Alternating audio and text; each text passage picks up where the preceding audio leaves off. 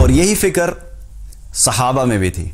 صحابہ مستقل اپنی اصلاح، اپنے نفس کا محاسبہ کرتے رہتے تھے، اور وہ اس چیز کی بھی فکر کرتے تھے کہ ہماری زبان سے کوئی ایسا لفظ نہیں نکلے جو کہ اللہ کی نافرمانی کا ہو، یا ایسا لفظ نہ نکلے کہ جس کی وجہ سے ہماری آخرت میں پکڑ ہو جائے. ہم سے کوئی ایسا عمل نہیں ہو کہ جس کی وجہ سے آخرت میں ہمیں اس کا حساب دینا پڑے. اور یہ مستقل اس فکر میں لگے رہتے تھے. اور جو خلفائے راشدین تھے بالخصوص، ان کی زندگیوں کا اگر ہم جائزہ لیں تو ان کی زندگیوں میں بہت سے ایسے واقعات ہمیں ملیں گے جو ان کی اس فکر کے بارے میں ہمیں بتاتے ہیں کہ انہیں کتنی فکر ہوتی تھی اپنے نفس کے محاسبے کی. ابوبکر رضی اللہ عنہ بہت زیادہ احتیاط کیا کرتے تھے اپنے ہر چیز کے معاملے میں، اور بہت زیادہ فکر رہتی تھی انہیں اپنی آخرت کی. ایک مرتبہ ایسا ہوا کہ ان کے پاس ان کا خادم جو ہے کچھ کھانے کے لیے لے کر آیا. اکثر ایسا ہوتا تھا وہ جب خلیفہ بنے تو بہت سے لوگ ہوتے ہیں وہ کھانے کے لیے چیز بھیج دیتے ہیں. ابوبکر رضی اللہ عنہ کا ایک معمول تھا کہ وہ کوئی بھی چیز اس وقت تک نہیں کھاتے تھے جب تک کہ اس کی تحقیق نہ کر لیں کہ جس شخص نے بھیجا ہے اس کی آمدنی کا ذریعہ کیا ہے، کیا واقعی وہ حلال ہے کہ نہیں ہے. تو ایک دفعہ ایک کھانا آیا تو انہوں نے کھانا کھا لیا اور اس وقت تحقیق نہیں، پوچھا نہیں. کھانے کے بعد انہیں خیال ہے کہ میں پتہ تو کر لوں کہ کس نے بھیجا تھا اور اس کا ذریعہ کیا تھا. تو جب پتہ کیا تو پتہ لگنے پہ یہ پتہ لگا کہ جس شخص نے بھیجا تھا وہ کسی زمانے میں کاہن تھا، اور اس نے کچھ بعد میں توبہ کر لی، لیکن اس وقت کے لوگوں نے اس کو کچھ پیسے دیے تھے جس سے وہ کھانا دیا تھا. جو ہی یہ پتہ لگا فوراً اپنے منہ میں انگلی ڈالی اور وہ سارا کھانا باہر نکال دیا. مستقل ڈالتے رہے جب تک کہ سارے کا سارا کھانا باہر نہیں آ گیا. انہوں نے سکون نہیں کیا. تو ان کو یہ احساس تھا کہ میرے پیٹ میں ایک لقمہ بھی ایسا نہیں جانا چاہیے جو کہ کل قیامت کے دن میرے لیے وبال کا سبب بنے.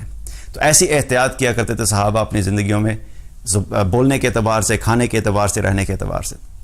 اسی طریقے سے عمر رضی اللہ عنہ مستقل اسی فکر میں رہا کرتے تھے، اور جب خلیفہ بنے، امیر المومنین بنے، تو مستقل اسی ٹینشن میں رہتے تھے کہ مجھ سے کہیں کوئی غلطی نہ ہو جائے جس کے بارے میں مجھ سے سوال کیا جائے گا.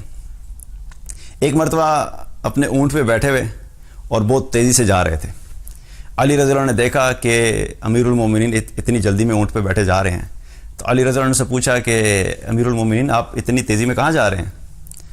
تو عمر رضی اللہ فرمانے لگے کہ صدقے کے اونٹوں میں سے ایک اونٹ غائب ہو گیا ہے یا گم ہو گیا ہے، تو میں اس کو ڈھونڈنے کے لیے نکلا ہوں.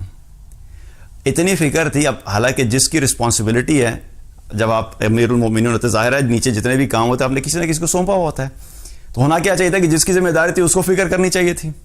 لیکن اس چیز کی ٹینشن بھی انہیں خود تھی، فکر انہیں تھی کہ میں خود جا کے اس کو ڈھونڈوں. تو جب یہ دیکھا تو علی رضی اللہ نے کہا کہ امیر المومنین آپ نے اپنے بعد آنے والے خلفاء کو بڑی مشقت میں ڈال دیا.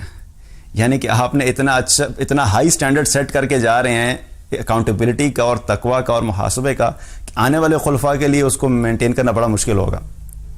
تو اس میں عمر رضی اللہ نے کہا کہ اے علی مجھے ملامت مت کرو، یعنی میرے اس بات کے اوپر میری تعریف کرنے کی ضرورت نہیں ہے، کیونکہ اور فرمایا کہ اگر فرات کے کنارے کہیں پہ کوئی بکری کا بچہ بھی گم ہو جائے گا تو قیامت والے دن عمر سے اس کا سوال کیا جائے گا.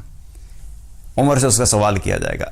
انہیں اتنی فکر ہوتی تھی کہ کوئی بھی چیز اگر میری خلافت میں کسی کے اوپر بھی کوئی مشکل آتی ہے یا کوئی بھی کسی کا چوری ہو جاتی ہے تو اس کا ذمہ داری میں ہوں گا. تو اس فکر کے ساتھ وہ اپنی زندگی بسر کیا کرتے تھے اور مستقل اسی فکر میں رہا کرتے تھے.